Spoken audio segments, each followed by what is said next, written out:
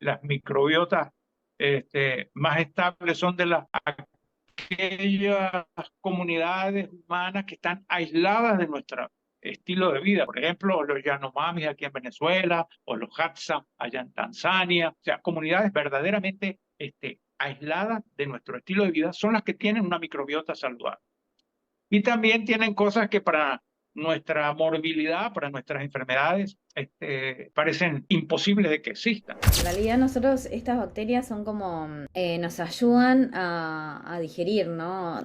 Ayudan a romper fibras de los alimentos para extraer aquellas moléculas que son beneficiosas y que de otra forma nosotros no podríamos utilizar. Entonces es como súper necesario, si bien obvio no tiene por qué ser para una persona que esté afectado por una dolencia específica, creo que se beneficia a todo el mundo bueno, de esto,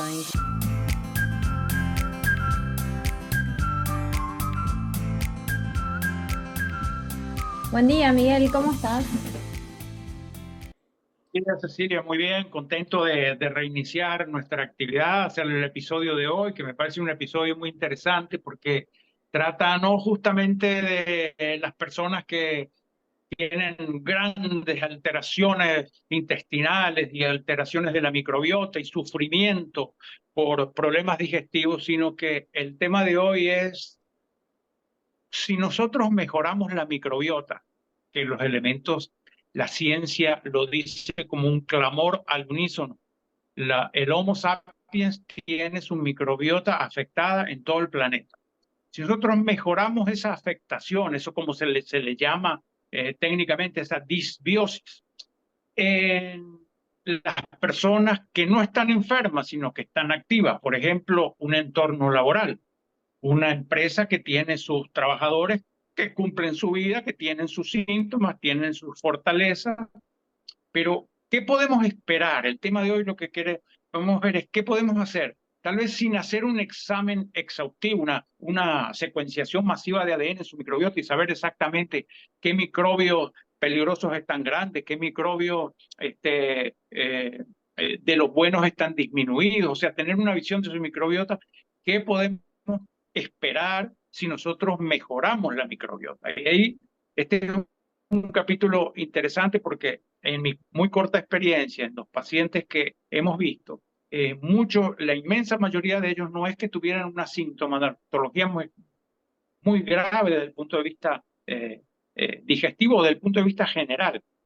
Sí existen síntomas porque todos los tenemos, pero en las correcciones que nosotros hacemos en la dieta, en el estilo de vida, ¿qué podemos esperar? Y sumado a esto, está el hecho de que a esa alteración de la microbiota que existe en todo el planeta, que tenemos, es generalizada prácticamente.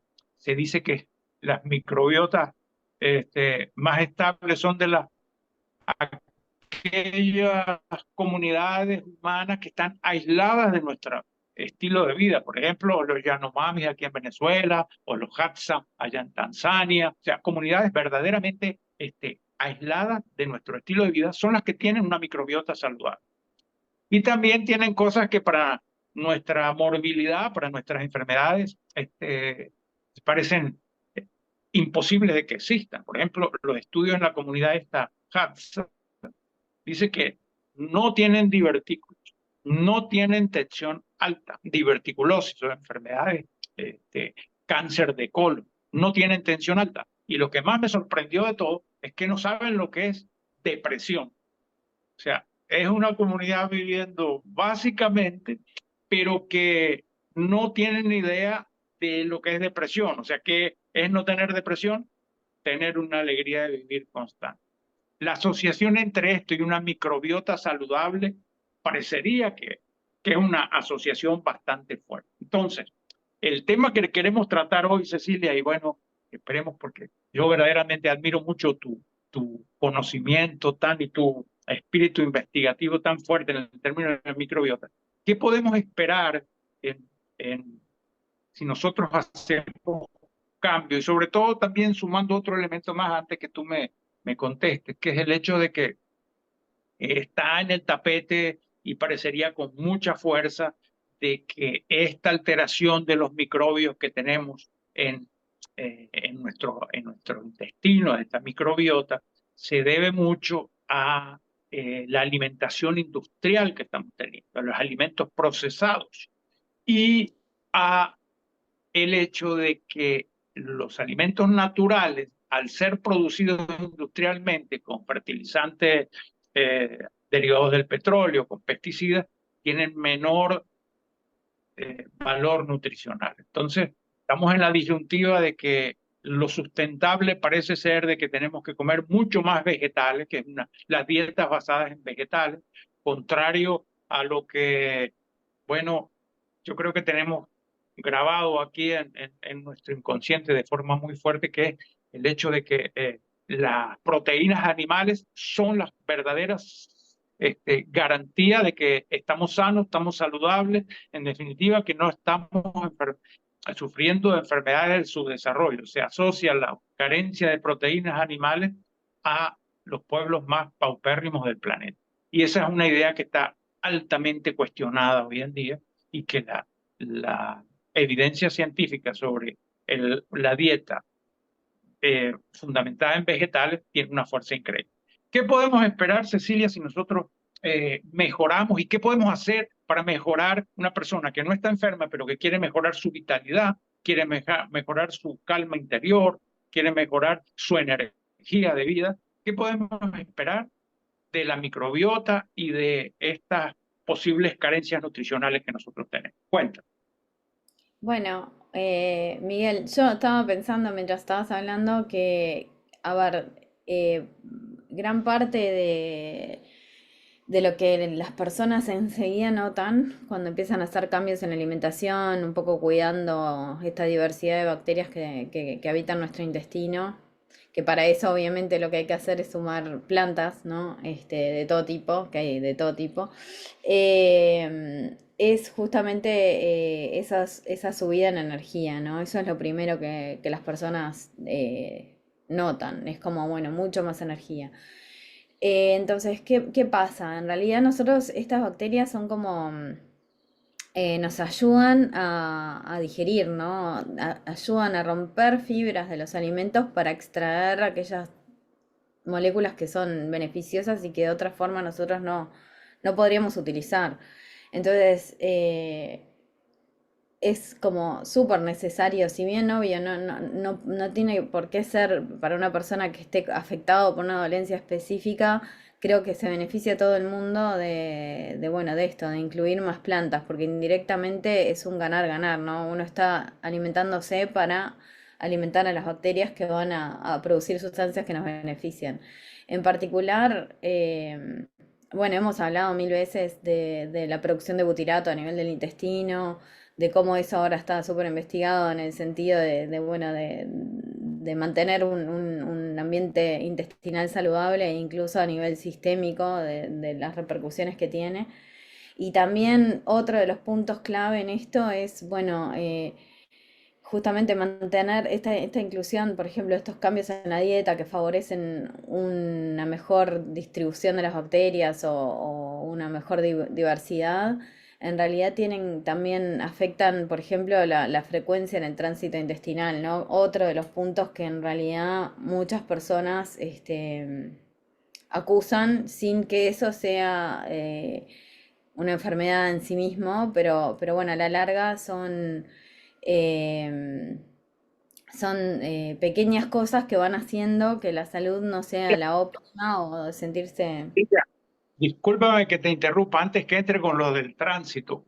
Este, podríamos decir que, por ejemplo, si nos comemos un T-bone steak o un asado de esos uruguayos argentinos muy buenos, le estamos dando y comemos, por ejemplo, aquí se come mucho el asado con yuca, con hidrocarbonos, con papa, con ensalada, le estamos dando alimento a las bacterias con eso. Cuando comemos proteínas, las proteínas alimentan, nosotros tenemos las proteínas con la idea de que es la mejor alimento que existe, eso es lo que tenemos grabado erróneamente en nuestro cerebro. Mi pregunta es, ¿las proteínas alimentan la microbiota? Bueno, en realidad sí, en realidad hay bacterias que obviamente van a terminar de digerir esas proteínas. El tema es que, bueno, es cierto tipo de bacterias que terminan fermentando estas proteínas, producen a la vez sustancias como, bueno, toxinas básicamente, como el sulfhídrico, el amonio, cadaverinas, putrecinas, así como lo dice su nombre. A ver, en cierto rango eso está bien, o sea, también en cierto rango, digamos, eso no sería un problema, pero cuando la dieta es solamente, basada en proteínas o con un exceso de proteínas sin la cantidad necesaria de fibra de plantas y de otros alimentos, ahí es donde surge este desequilibrio, ¿no? Se está produciendo más toxina en comparación con sustancias que son beneficiosas. Eso es un poco la... Entonces siempre hablamos también, hemos hablado en otros podcasts de, bueno, si vamos a comer ese asado, de acompañarlo con una buena porción de vegetales o hacer previo, no sé, una sopa si es invierno. El asado, comer la ensalada, ¿no? Precederlo, sí, sí. Bueno, yo estaba equivocado. Yo pensaba que las proteínas en realidad no alimentan a la flora, pero es a la flora microbiótica buena. O sea, las proteínas alimentan bacterias, o sea, que producen muchas toxinas. Y eso yo prácticamente estaba equivocado pensando que las proteínas no alimentan, igual que los hidrocarbonos, que las harinas simples, los azúcares, el pan, el arroz, las papas, cuando los comemos recién cocidos, se absorben directamente y no alimentan nada a la microbiota. Eso sí es correcto, ¿verdad? Esa idea que tengo de que los hidrocarbonos simples no alimentan la microbiota.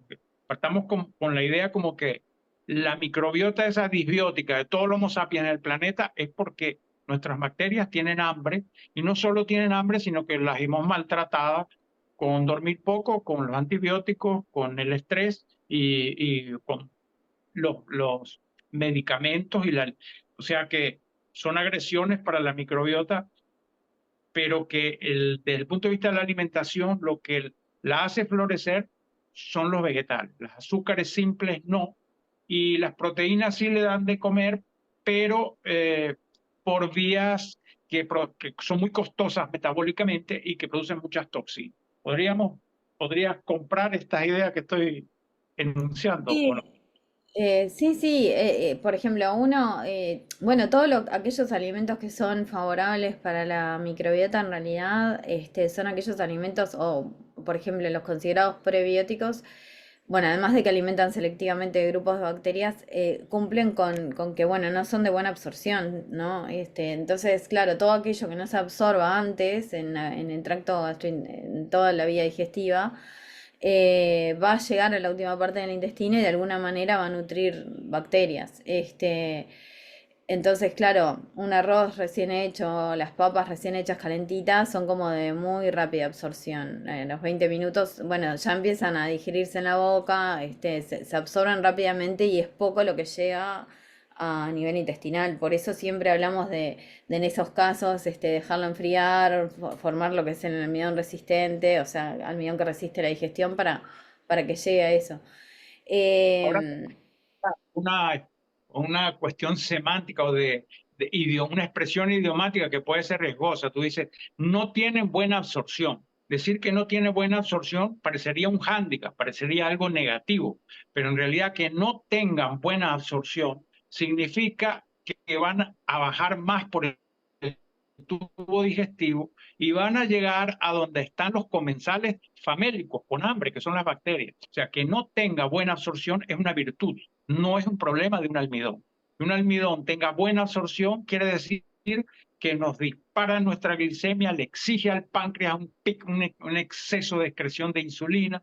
Eso es cuando tomamos un azúcar, una harina blanca, tan pronto pasa del estómago, inmediatamente va el torrente sanguíneo subiendo la glicemia y exigiendo, haciendo lo que se llama un pico hiperglicémico. Cuando tiene mala absorción, es una virtud.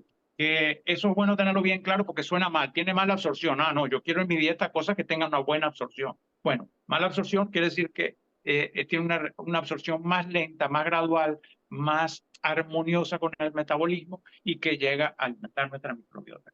Es un concepto importante y que en mi experiencia muchísima gente no lo tiene claro y que le da fuerza a todo esto del almidón resistente. Sencillamente nosotros hervimos una papa, hervimos el arroz y desbaratamos las cadenas de almidón. Quedan mucho más desperdigadas. Si las comemos así, cuando están todas sueltas, producen la crisis hiperglicémica. Si la dejamos que se enfríe, se medio entrelazan otra vez esas cadenas y se absorben más lentamente. Quiere decir que no se va a absorber en el duodeno, no se va a absorber todo en el intestino delgado y puede llegar al colon a hacer de que un arroz que de pronto nos da, o una papa que nos da, por decir, 100 calorías, en vez de acumularlas todas en nuestro metabolismo, en glucógeno o en grasita en el estómago, esas 100 calorías, pronto pasemos 30 o 40 para nuestra energía y 50 o 60 para alimentar las bacterias. O sea que le disminuye el valor calórico al arroz y esto, los que están peleando con el peso y que quieren, bueno, de pronto la satisfacción que produce el comer harina, no negarla totalmente, puede ser de valor. Si comemos un arroz refrigerado, un almidón resistente, obviamente casi que lo estamos transformando de harina simple en prebiótico. Sí, Sí. es así tal cual. Y también pensar que estaba con respecto a tu primer pregunta, ¿no? Y lo del estreñimiento, es que hay personas sanas que antes se pensaba, o sea, siempre se habló del tema del tránsito intestinal y qué es lo que, cuál debería ser, y en realidad desde que se empezaron todos estos estudios de microbiota, lo que creo que ha cambiado ese paradigma es que sí o sí la frecuencia tiene que ser a diario, ¿no? O sea, es como algo que de repente antes, no sé, había como esta suposición de que, bueno, si uno movilizaba 3 veces por semana o un día sí, un día no, estaba bien, porque era como su ritmo. Y eso ha sido totalmente tirado por borda con todos estos estudios. Y es algo que me parece que la gente tiene que saber, porque, bueno, incluso en personas sanas, el estreñimiento produce como un aumento de toxinas en el torrente sanguíneo, que son, bueno, dañinas para todo el resto de los órganos, ¿no? Para riñones, para, bueno, todos los demás órganos que se ocupan de eliminar Estaba toxinas. a nuestro profesor Jason Horelac hablando sobre esto, ¿no? Y sobre la medida tan simple para medir el tránsito. Y una cosa que me impactó mucho es que la gran parte o una parte muy importante de las personas que van al baño todos los días en la mañana, que tienen una consistencia de sus heces perfecta, que evacúan y se sienten plenamente aliviados o que han evacuado todo que no quedan con la sensación de tener que evacuar más, o sea que consideran que su tránsito intestinal es perfecto. Gran parte de esas personas tienen estreñimiento. ¿Y cómo se descubre esto? Bueno, hay métodos muy sofisticados, hasta comerse una pastilla que mide el tránsito, la velocidad del tránsito, hay métodos de pigmentar las heces, comerse un muffin con colorantes azules, pero hay uno mucho más sencillo, que es sencillamente comerse una mazorca de maíz, allá en el sur, un choclo, sin masticar mucho los granos, y si se pudieran medir, mejor. Y después ver, esa es la parte, digamos, de Sherlock Holmes, no tan agradable, ver cuándo salen. Si salen, si terminan de salir todos al otro día, es normal.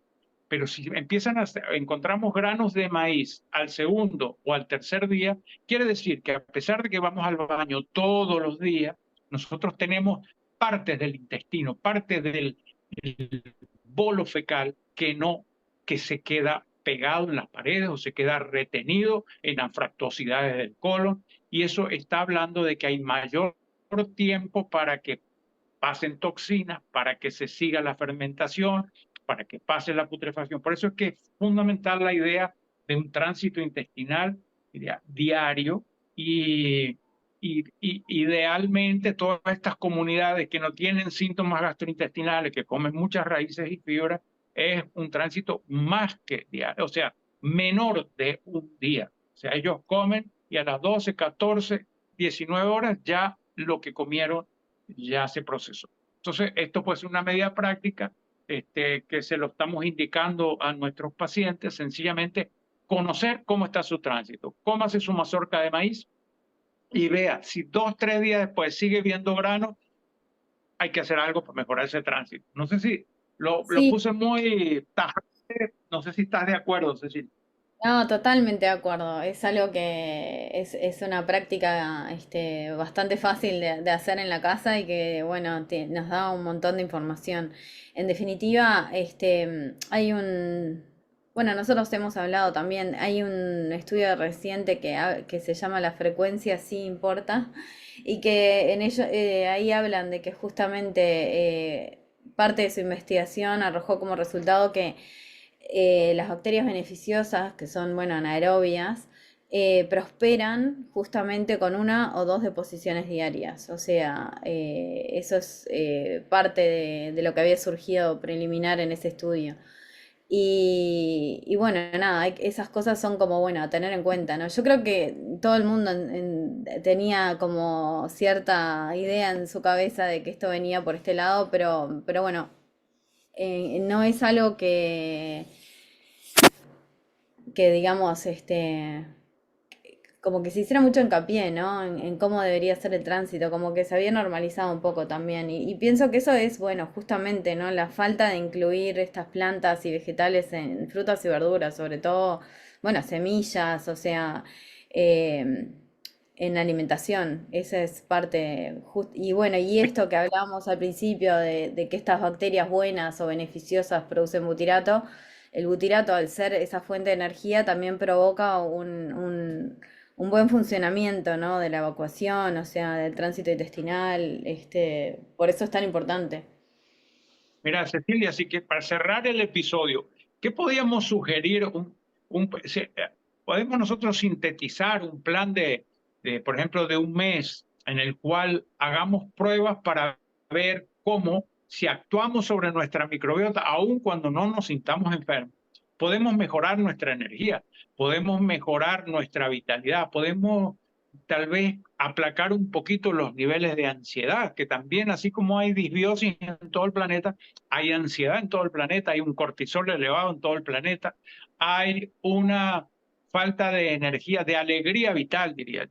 ¿Qué podríamos nosotros, o sea, como producto de todo esto que hemos conversado, eh, por ejemplo, medir el tránsito intestinal de cada uno es una cosa que pueden hacerlo cada uno de los oyentes de este podcast y sencillamente saber que si ven los granitos de maíz 2, 3 días después que los comieron, hay que tomar medidas.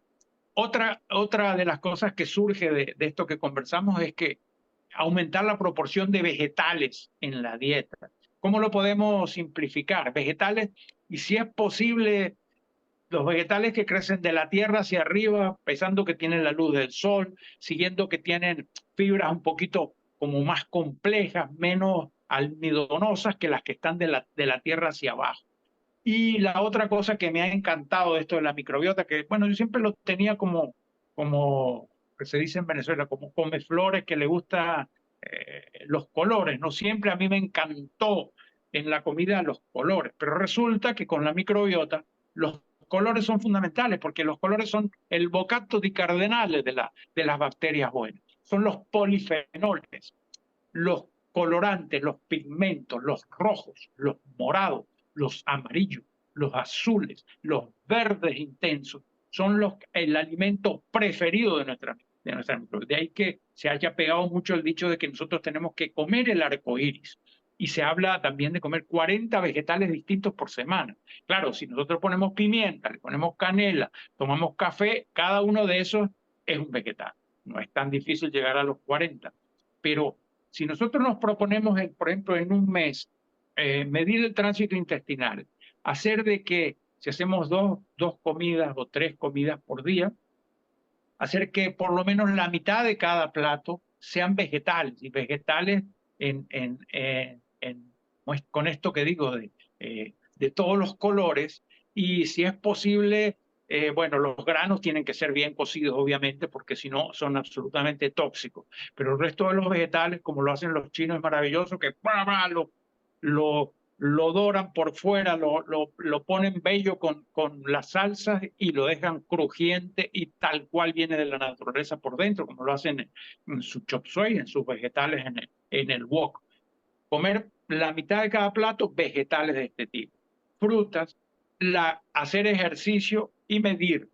Nosotros estamos planificando, Cecilia, y lo hemos conversado ya, la posibilidad de hacer una intervención, o sea, medir en un grupo sano, activo, una empresa exitosa, por ejemplo, medir cómo están los niveles de energía, cómo está el optimismo, cómo está la digestión y de pronto también hacer alguna medida de alguna de las cosas que también se saben que bajan, por ejemplo, que están bajas en la mayoría de la población y que inciden en esto de la energía. No solo el butirato que producen las bacterias, sino que también si tenemos un déficit de omega 3, tenemos una respuesta inflamatoria alta, tenemos una vitamina D3 baja, tenemos oligoelementos como el zinc, como el magnesio bajo, todo se suma. Medir eso, actuar sobre esa situación y medirlo nuevamente a los 30 días. Pero en síntesis, ejercicio, comer muchos vegetales de todos los colores y medir el tránsito intestinal nos puede dar mucha información sobre esto. Sí, Entonces, bueno, no, que yo sumaría también a eso cosas para poner en práctica que son fáciles, que es, bueno, las infusiones, ¿no? Que nosotros siempre mandamos, porque, bueno, de esa manera también estamos sumando este tipo de moléculas digamos, que son buenas, accesibles para la microbiota. Nueces y semillas también, legumbres, y no es necesario gran cantidad, no es como que uno tenga que hacerse una cazuela de lentejas, ¿no? O sea, en realidad con incorporar un poquito en el plato, que sea un plato diverso, con mucho color, con un hummus o con como una especie de, bueno, en Brasil hacen mucho esto de, ¿no? de poner un feijão, como acompañamiento y demás. Ese tipo de cosas que no es necesario tampoco que sea un gran plato, pero sí tener un poquito de toda esta variedad en la comida es importante. Y claro, claro. Qué bien. Bueno, no sé, creo que hemos cubierto bastante bien el sí, tema. La estrella es medir el tránsito intestinal, nos puede decir mucho de cómo está y la inmensa mayoría de nosotros consideramos que tenemos un tránsito perfecto y resulta que los estudios dicen que no. ¿Cómo lo averiguamos? Comiendo una mazorca de maíz sin masticarla mucho y después viendo a ver si sale. Lo otro, esto último que dice Cecilia, y obviamente todo esto funciona bien cuando yo muchas veces le digo a los pacientes, mira, el que está allá arriba o la naturaleza o lo que uno crea, pero el que diseñó este cuerpo lo diseñó para que se mueva. Nosotros insistimos en tenerlo quieto. Ahí aparecen todos los ruidos del mundo. O sea, todo esto que hablamos de alimentación, con un cuerpito que se mueve, puede hacer maravilla. sin duda. Bueno, Miguel, Muchas gracias. Nos vemos en el próximo episodio. nos vemos.